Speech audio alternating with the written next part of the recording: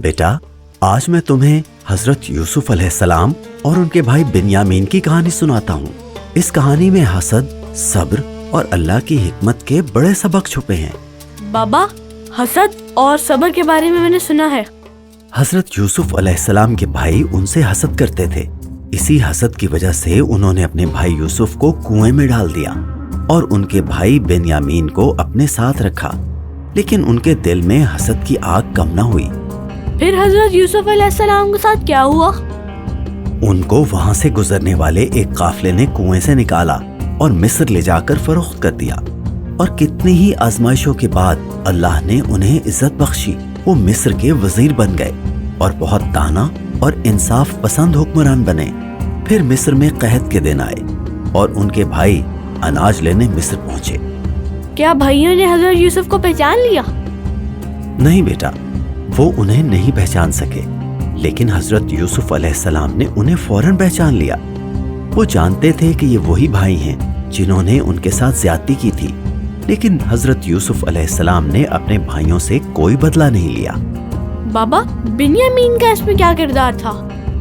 जब भाई दोबारा अनाज लेने के लिए आए तो हजरत यूसुफ अलैहिस्सलाम ने उनसे कहा कि अपने छोटे भाई को भी साथ लेकर आओ, यानी बिन्यामीन को। हजरत याकूब अलैहिस्सलाम जो उनके वालिद थे, वो तो पहले ही बिन्यामीन को भेजने पर तैयार नहीं थे, क्योंकि वो यूसुफ अलैहिस्सलाम की जुदाई के बाद बहुत मोहतात हो गए थे।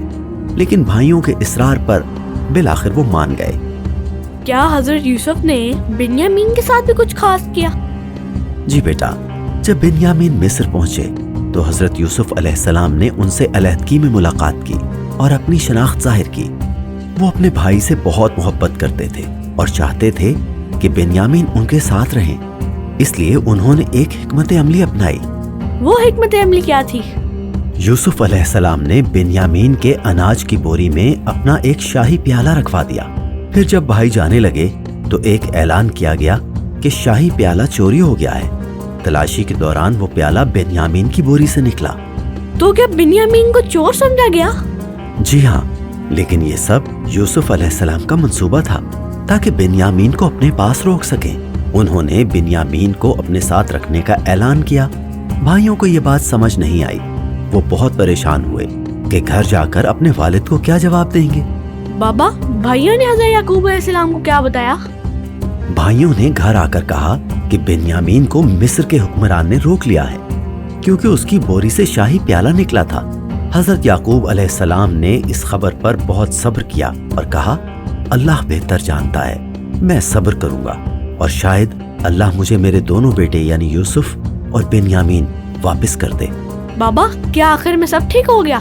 हाँ बेटा, आखिरकार भाइयों ने अपनी गलती का एतराफ किया और हजरत यूसुफ अलैहिस्सलाम ने अपनी शनाख्त जाहिर की। उन्होंने न सिर्फ अपने भाइयों को माफ किया बल्कि हजरत याकूब अलैहिस्सलाम और तमाम खानदान को मिस्र बुला लिया। इस कहानी से हमें क्या सबक मिलता है?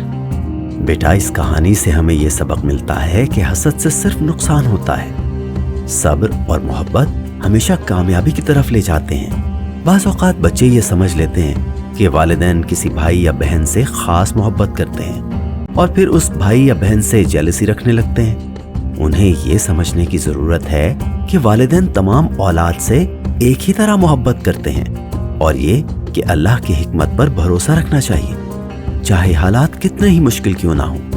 बाबा, मैंने सीखा कि हसद से बचना और सब्र करना बहुत जरूरी है और अगर कोई गलती करे तो माफ करना भी जरूरी है। बिल्कुल सही मेरा बच्चा, यही नबियों का रास्ता है। हमेशा दूसरों के लिए भलाई चाहो और अल्लाह पर भरोसा रखो।